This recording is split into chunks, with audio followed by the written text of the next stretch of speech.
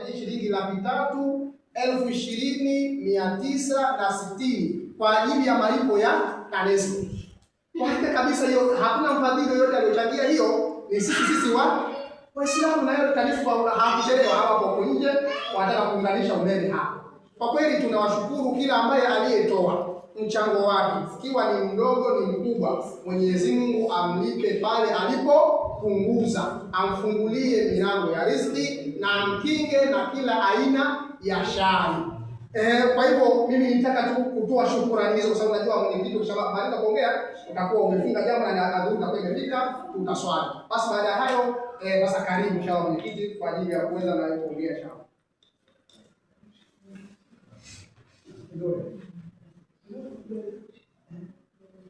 Assalamu alaykum wa rahmatullahi wa barakatuh. Wa alaykum assalam wa rahmatullahi. Alhamdulillah rabbil alamin wa salatu wa salamu ala rasulillah sallallahu alayhi wa sallam.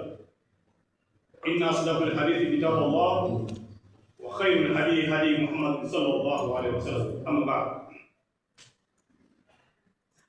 Baada ya kumshukuru Mwenyezi Mungu kwa neema yake tuko hapa na kwa jambo kubwa ambalo yeye kanifanya na sisi tumelishuhudia, lakini jambo ambalo watu watapata faida, lakini pengine wengine na wengine wakapata hasara. Nilikuwa na rai tumbili nitoe wote mashahidi katika kitu kimefanyika hapa. Hiki kituo kipo chini ya Uislamu na Uislamu ni mkubwa kuliko wale ufahamu. So Mwenyezi Mungu kumtoe mbele, lakini vingine vyote ni vidogo. Uislamu jinsi ulivyo ukubwa wake ni mkubwa kweli kweli. Ukipata dhamana ya Uislamu kuzungumza, zungumza Kiislamu, usizungumze la kwako. Uislamu utakufuata pili ikiona umezungumza sio, kwa sababu Uislamu ni mkubwa na watu wengi sana. Hiki chombo ni kituo, dhamira yake kubwa kulingania watu wema, watu waliokuwa na mizigo mizito wakifika hapa mizigo ituliwe. Watu waliambiwa na maisha magumu wapewe maneno jinsi gani maisha tunayotaka mwepesi kupitia vifo hivi. Lakini tuweze kuwalingania watu waje, sio faraka na vitu vingine. Ninasema haya nataka niseme tu, katika mfumo wa serikali inatambua uwepo wa misikiti kabisa kwa mujibu wa sheria, na yenyewe inaongoza taratibu zake. Nilisema fa inna asdaqal hadithi kitabu Allah wa khairu hadi Muhammad sallallahu alaihi wasallam. Inamuongoza kitabu chake, sheria inajua, na kiongozi wake sheria inajua, lakini tunakwenda kuheshimu sheria zake pia. Kwamba alisema hapa mwenyekiti wa kata, tumehusiwa katika maagizo yetu kufanya kazi na watu wa serikali, kwa sababu serikali naamini ndio kituo pekee yake kinakwenda kuhubiri amani, sio kwenda kuhubiri fujo. Sio mijadala ambayo kiada ya sunna kidini mkaenda msikitini tukajadili hapa ya kwenda kufanya fujo kuumiza watu, sio lengo la msikiti, si ndio? Tunaamini hivyo. Msikiti ni amani, upole. Polisi hawezi kufanya fujo katika mazingira haya, wanajua kazi ya msikiti ni nini. Unyonge, watu wanaangalia bora kuacha uhalifu. Hakuna watu kuhamasisha kwa uhalifu hapa. Hiyo lengo ambalo inafahamika na serikali inaamini hivyo, na inaunga mkono na inalinda msikiti yote. Sio jambo rahisi kuifanyia fujo misikiti mizima, kwa sababu sisi kipindi tunachokuta nacho tukotoka kidogo, kuna vurugu za vijana, vurugu. Serikali ilijikita kuangalia vurugu zinatokea ni nani. Naamini Mwenyezi Mungu atulinde katika hili. Amen. Sije kionekana vurugu tu sisi tunaishauri Uislamu, kumbe huu tunaonekana sio Waislamu wote ndio tunafanya vurugu. Sisi tuwatengenezee watu vivuli waje kufanya ibada yao kwa amani. Watoke atulizane. Mtu akitoka mbali ndugu yako, al-mu'min akhahu al-muslimun, akiingia mbali ndugu yako fanya ibada, watu watatoka fanya ibada. Sasa tunaweka kivuli ili kwa ajili ya watu waingie wafanye ibada zao, waondoke wanafanya ibada na kwenda. Sasa dhima ya viongozi ambaye tumekabidhi msikiti huu, manake unatengeneza mazingira mazuri ya waumini kuingia na kutoka. Maji yapo, kila kitu kipo, chooni usafi. Ndio dhima ya viongozi watoke na maka katika msikiti mkubwa. Kuna watu wako hapo kwa ajili ya kumudu mambo haya. Sasa ndio kadhalika hivyo. Inna masjida lillah. Hakika msikiti ni ya Mwenyezi Mungu, sio wangu, sio wako. Nasema kwa sababu tayari kuna baadhi ya misikiti mingine kwa kunaingia kwenye ugomvi. Sisi wenyewe kwa wenyewe tunani tu, lakini tunajisawa wakati mwingine kama msikiti wa Mwenyezi Mungu inawezekana ukafikiria msikiti Mariamu. Kila kitu tunakwenda kwa Mungu shura. Tunakwenda mahali tunakaa, tunashauriana, si ndio? Kuna vitu vingine uwezo kupata sheria nchi hivi hapa watu wanakaa katika jambo hili dogo. Tufanyeje? Shura inasema kwa hivi basi. Jambo tunakwenda msikiti na kuna amani. Lakini huu msikiti ni msafi kwa kweli, unaona kufurahia. Inawezekana kama mwezi mmoja tu ukawa sio hali ukawa mbovu mchafu kwa kweli. Iwapo kama watu watakaoangalia hawatunzi vizuri hivi vitu vinavyo kutunza. Huyu Qatar Charity amepeleka katika Qatar Khaira.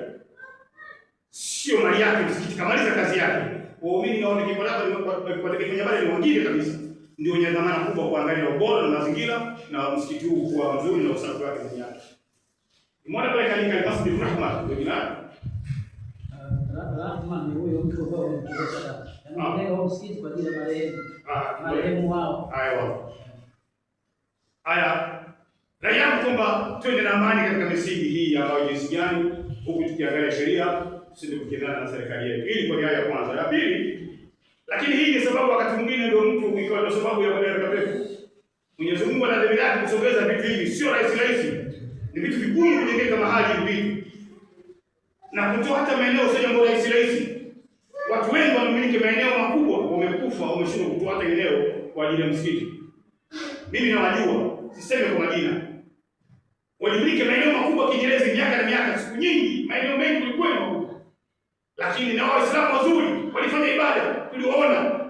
Lakini kwenye swala zima la kutoa kipande cha ardhi yake kwa ajili ya kujenga kama hiki, hiyo ilimpitia akapitwa. Maeneo waloacha yale ikaangile kwa watu naye walevi wanauzwa na kunywa pombe siku kucha. Mpaka ukipata mahali kupata bahati ukitoa halili, basi Mwenyezi Mungu amekuchagua. Wewe ni kutoka bila kufikiria kutoa eneo tu. Ngoja imetoa nafsi yake na kuungana. Washika bilioni sasa. Nitoe hiyo. Ndio hivi itagongana kwa kweli. Lakini ukifanya jihadi hii umefanya kitu kikubwa sana. Watujahidu fi sabilillahi bi amwalihi. Au tudai. Hii ni kuipigania dini, sio mchezo. Daraja yake ni kubwa. Ibilisi anazuilia watu wengi wasitoe vitu hivi. Mtafanya vitu vidogo tu, hata kama uwezo unao kufanya mkubwa unao, lakini nafsi yako itagongana, itakuzuia. Kwa sababu tayari ukishafanya vitu hivi, vitu vingi makosa, kwa thamani ya vitu hivi, makosa mengi yanafutika kwa jambo kubwa hili. Miongoni mwa swala katika jari ya zitajwa, imetajwa na hili jambo, ndio swala kubwa kuliko. Na sisi tulingalia wakati mwingine katika safari ya maisha tunayo na pumzi na kumua na haya fikiria kana kushindana kutafuta wewe. Hakuna itaumuka vitu la mbinguni. Kwa maana tutaki kumata ile kurubini tena. Umri wetu tunakatika tunaangalia na dunia. Hivyo nadhani wakati gani unaweza kufanya bora ili uingie katika pepo. Wakati ndio huu haiwako ndio huu. Nafsi ikishafunikwa basi huna wakati mwingine tena. Finally ni hii ambayo wewe uhai unayo na nguvu zako unazo. Twende tukashindane katika mambo ya heri. Kwa sababu huna wakati mwingine zaidi ya wakati huu. Ukipita huu basi kila kitu kimeshafungwa. Hata kama ulitamani kufanya hiki kufanya hivyo basi hayendi. Na hautalipa. Hujafanya kwa sababu. Huu ni wakati. Ama na kaenda katamutu kada. Tufanye jambo bora kama vile kesho tunakufa wala atajimai mara kana kama khaladun abada. Si tunaishi katika dunia tunafanya tu kama vile unaishi milele. Mtume anamwambia usifikirie hivyo. Ifikirie kama vile kesho unaondoka katika ulimwengu huu ili umalize haraka kushinda katika mambo yako. Ndio hii jambo jema likitangazwa mwingine anasikia bwana mchango hiki na hiki, mwingine anachukia mchango wa kuteleza katika msikiti wake. Yahamasisha nafsi yako isichukie. Ipende, wewe kama unaenda japo kidogo toa kitu chochote kile 100, 200 toa ili Mwenyezi Mungu akuhesabu. Lakini ukipiga masabu wengine wanasirika shetani kazuilia. Bwana kuna mchango wa kuchangia tofali vile bwana hesabu ishaanza zake. Ibilisi huyo anakuzuilia. Wewe kuambia wajenge msikiti wote, hata ukipeleka tofali moja wao wanachukua, wanapokea. Peleka tofali mbili watu wanapokea. Uislamu haumtwezi mtu nguvu, ufikirie mmoja ufanye kubwa, kila mmoja anakuwa hiari ya uwezo aliokuwa nao. Kuna shida gani katika hili? Fikiria watu wamechukua hela zao, mali zao wameingiza kwenye msikiti huu. Hawa sio mali yao, lakini walichokifanya wanakijua. Sasa dhima iliyokuwepo katika sisi hapa, tulikuwa hapa, ni kwenda sambamba na msikiti huu.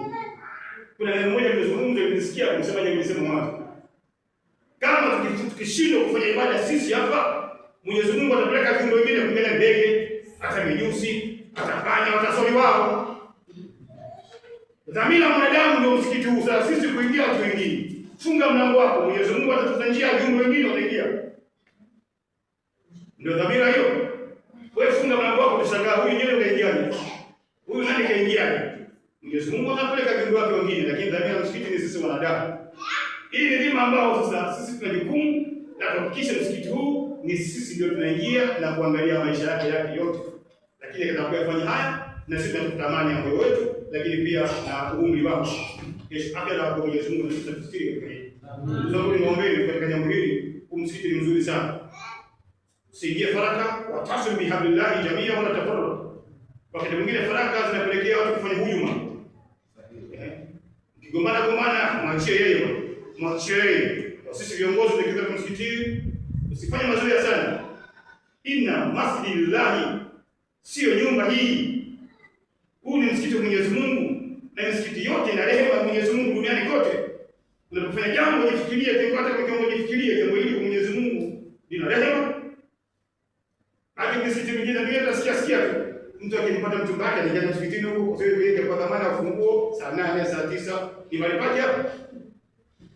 Si mahali pake, lakini tayari kwa binadamu sisi dhaifu wetu yanafanyika hayo. Yanatokea hayo, wanafanya mazungumzo hayo au mipango mingine ya kidunia mingine kwenda kumdhuru mtu, kumpiga mtu tunafanya hapa. Hapana, tusichukulie mazoea hayo, tumuone Mwenyezi Mungu yuko hapa. Anakuangalia, unaye katika jambo lake ambaye tayari kishika rehema yake. Laana itakupata katika njia ya msiku mwingine ambayo kama tukiendelea tukienda ndivyo si. Kwa sababu taqwa ogopa Mwenyezi Mungu. Kwa sababu itafika siku ya mwisho. Tabu yao tumejaona fihi ila Allah. Siku ya mwisho tumeona yaogope ile siku ambayo itafika mwisho kwa wewe. Lakini swala hili kama dogo, lakini kimsingi jambo kwa Mwenyezi Mungu kubwa. Hata tukija Rais Samia angeheshimu kweli, akakuja hapa naye swali. Angewacha kama ulivyo, angeheshimu. Kulingana na mfumo wa dini jinsi ulivyo. Asingefanya jambo lolote. Hata kama alikuwa na maskari yake asingeingia na mabuti hapa, angekuwa angebaki nje tu. Kwa kujua hiki kituo kina maana gani. Tunakwenda kila mahali mbalimbali, tukifika katika msikiti kama hii, inafuata utaratibu wake. Marais wote wa Uislamu wanapoingia kwenye ibada ya Kiislamu kwenye misikiti, wao nadhani anapewa picha na kapeke yake kama ya rais. Anakwenda kwenye safu kama wenzio waliopanga, ndio utaratibu wa Kiislamu na heshima hivyo. Mama Samia Kikwete tulikuwa naye Kinyerezi ndio swali pale mwaka mmoja nyuma. Wakati mlaka rais na akaenda kujumuika na wanawake wenzio kwenye safu. Lakini Kikwete, marehemu Mwinyi, viongozi wote wa Kiislamu wakienda katika ibada hii, itifaki ile ya serikali na baki kwa nje, yeye hapa anakwenda bega kwa bega na watu wengine kama bodyguard ambao tayari kwa mujibu wa Uislamu na wenziwe wanaweza kukaa naye hapa, lakini kwenye safa zile ambazo tayari utaratibu wa Uislamu. Mwisho hiyo ona umelijia mkubwa. Na Uislamu ni mkubwa. Asara yangu ni kwamba twende tukichomo tukiongoza katika misingi mizuri na amani, watu watamani kuja. Walinganieni watu waje. Kazi yetu itakuwa sasa kuambia watu kimwona Muislamu nje hapa ni mali yako msikiti, huko nje.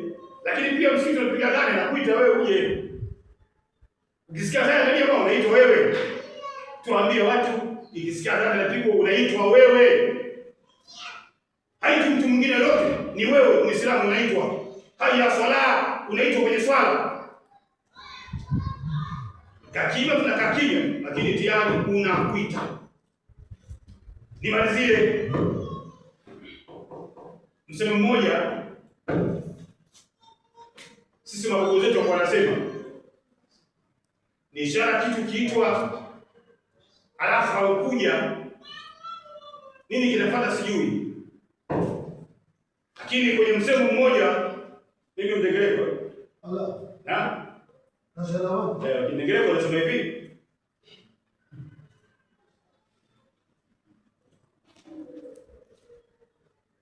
Musa Nenda nundo kuke mawenga ukali kuisa kwake leo. Nini maana yake neno hili? Babu yangu ananiambia neno hilo. Nenda nundo kuke mawenga ukali kuisa kwake. Ikifikia hatua anaambia kwamba wewe unaitwa kwenda hutaki, kwa nini? Sasa kwa nini? Ina madhara. Umeitwa kwenda. Kwa nini? Kwa nini inakuwa na madhara? Kwa hiyo ukiitwa, nimalizie msemo wote, ukiitwa alafu kwenda, madhara yatakuwepo. Wa assalamu alaykum wa rahmatullahi wa barakatuh.